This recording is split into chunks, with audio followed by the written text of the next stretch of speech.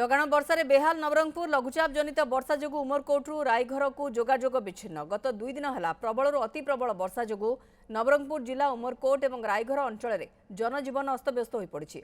उमरकोट रायघर मुख्य रास्तार बेहड़ा निकट में तेल नदी उपर पोल निर्माण कार्य चालू रही।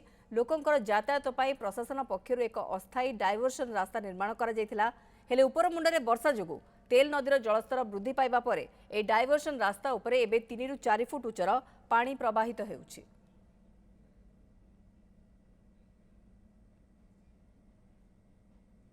बेड़ा बेड़ा पाखे ब्रिज पूरा पानी फुल हो जाइए।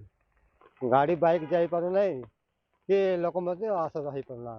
हाँ कौन कह आज्ञा सीटा पानी टे कमले तो रायपुर तो जयपुर जावा लोक खराब हो जाए गाड़ी मोटर टे बंद हो जाए। हाँ रायघर जाक असुविधा होता गाड़ी मोटर सब जाक रिटर्न जाऊँ रास्ता कौन जल्दी तैयार करार अच्छे जाऊना कि सेकेंड जाऊने मझे बंद हो जाए।